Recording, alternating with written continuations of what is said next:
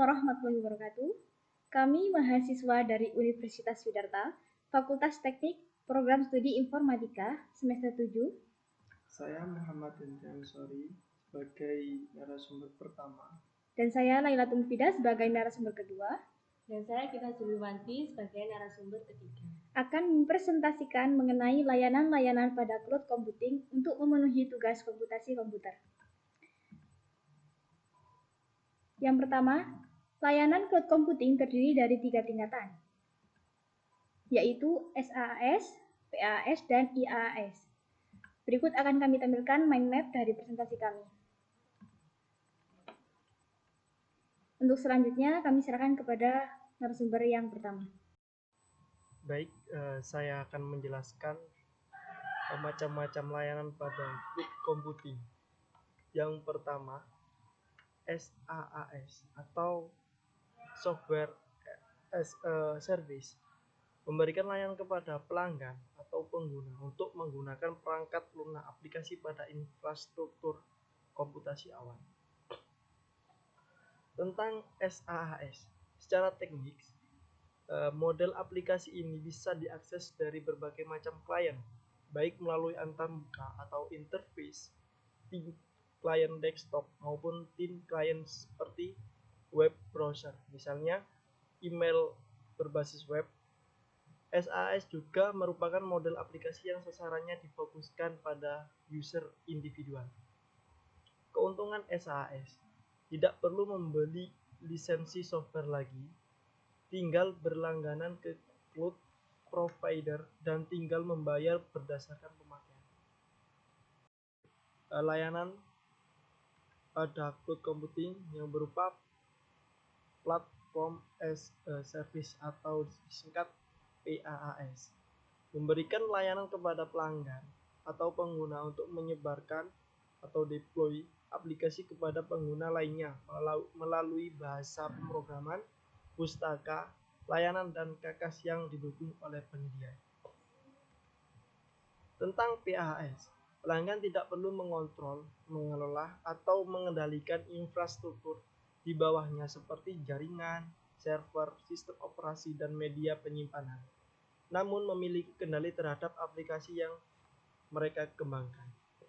PaaS menyediakan modul-modul siap pakai yang dapat digunakan untuk mengembangkan sebuah aplikasi yang tertentu saja, hanya bisa berjalan di atas platform tersebut. Keuntungan PaaS, bagi pengembang dapat fokus pada aplikasi yang sedang dikembangkan tanpa harus memikirkan rumah untuk aplikasi, dikarenakan ahli tersebut sudah menjadi tanggung jawab cloud provider. Yang selanjutnya akan dijelaskan langsung oleh narasumber kedua. Selanjutnya saya akan menjelaskan mengenai infrastruktur as a service atau disingkat IaaS. IaaS ini memberikan layanan kepada pelanggan atau pengguna untuk menetapkan penyimpanan, jaringan, dan sumber daya komputer utama lainnya di mana pelanggan dapat menjalankan perangkat lunak apa saja di dalamnya dan melakukan kendali terhadap sistem operasi, penyimpanan, dan aplikasi yang disebarkannya. Jadi infrastruktur ini memberikan layanan yang menyediakan infrastruktur IT berupa CPU, RAM, storage, bandwidth, dan konfigurasi lainnya. Tentang IaaS sendiri ini, konsumen tidak mengelola atau mengendalikan infrastruktur awan yang mendasari, tetapi memiliki kontrol atas sistem operasi penyimpanannya, seperti firewall host. Pada umumnya, IaaS menawarkan sebuah server virtual yang dapat digunakan oleh satu perangkat komputer atau lebih, yang dapat menjalankan beberapa pilihan sistem operasi dan software, dan terdapat fasilitas untuk penyimpanan dan komunikasi data. Keuntungan dari IaaS sendiri ini tidak perlu membeli komputer fisik, dan konfigurasi komputer virtual tersebut dapat diubah. Sebagai contoh, saat komputer virtual tersebut sudah kelebihan beban, kita bisa tambahkan CPU, RAM, storage, dan sebagainya. Untuk selanjutnya, contoh penyedia layanan SaaS, PaaS, dan IaaS. Yang pertama, SaaS. Contoh layanan dari IaaS ini adalah email dan sosial media seperti Gmail, Yahoo Mail, Facebook, dan Twitter. Untuk contoh dari layanan PaaS ini seperti Google App Engine, Amazon Web Service, dan IBM Bluemix. Untuk contoh dari IaaS sendiri adalah Amazon EC2, Biznet GeoCloud, Telkom Cloud, dan sebagainya. Untuk selanjutnya akan kami berikan kepada narasumber ketiga. Kepadanya kami persilakan. Sebagai narasumber ketiga, kita Juliwanti yang akan menjelaskan tentang penerapan cloud computing. Di sini saya menggunakan penerapan cloud computing pada universitas. Untuk studi kasusnya, di sini saya ambil dari Fakultas Teknologi Informasi UKDW. Langsung saja, cloud computing di universitas dapat membantu untuk mendukung skenario proses belajar dan mengajar secara lebih luas. Aplikasi yang disediakan pada umumnya adalah aplikasi berbasis web. Contoh aplikasi yang digunakan yaitu Google Sheet untuk menampilkan nilai yang dibagikan secara online. Yang kedua, juga ada media video streaming YouTube untuk menampilkan video pembelajaran. Dan yang ketiga, itu ada OneDrive atau Dropbox untuk penyimpanan berbasis cloud. Dan dalam studi kasus ini, UKDW sudah memiliki email sendiri yang dikelola oleh unit khusus yang bernama Puspindika. Untuk unit ini menyediakan server khusus yang digunakan untuk layanan email, namun ada beberapa kendala yang dihadapinya. Dan maka dari itu, ditemukanlah solusi dari studi kasus ini dengan menggunakan layanan email berbasis cloud computing yang disediakan oleh Google, yaitu Google Application for Education.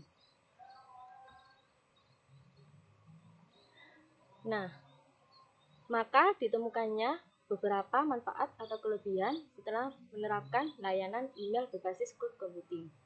Mahasiswa lebih sering mengakses email, dan hal ini karena lebih dapat diandalkan, penyimpanan juga lebih besar.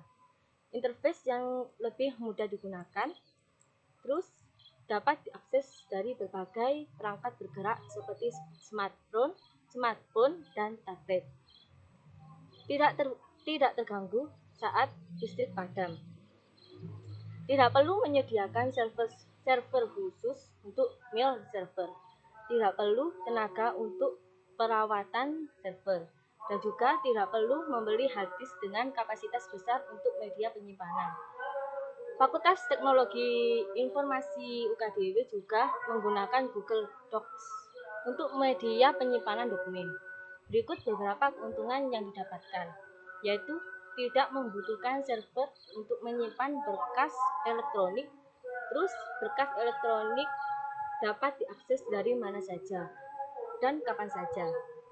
Tidak membutuhkan backup data di komputer lokal dan kapasitas penyimpanan yang besar. Dan selanjutnya saya akan kembalikan ke moderator untuk pembahasan timeline. Terima kasih disampaikan. Yang terakhir yaitu mengenai kesimpulan dari presentasi pada siang hari ini. Tentang IaaS atau Infrastructure as a Service merupakan penyedia infrastruktur IT untuk membangun komputer virtual yang menghemat biaya. Contoh perusahaan penyedia IaaS adalah Telkom Cloud. Yang kedua, PaaS atau Platform as a Service merupakan penyedia computing platform yang berisi sistem operasi, database, web server, dan framework untuk menjalankan aplikasi yang dibuat. Contoh penyedia PaaS adalah Amazon Web Service dan Windows Azure. Yang ketiga, SaaS atau Software as a Service merupakan penyedia layanan mengelola infrastruktur dan platform yang menjalankan aplikasi tersebut sehingga bisa langsung digunakan oleh pengguna.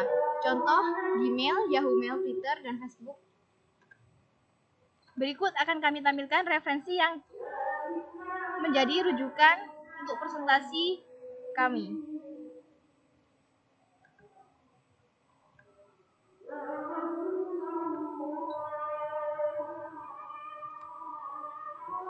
Sekian, wassalamualaikum warahmatullahi wabarakatuh.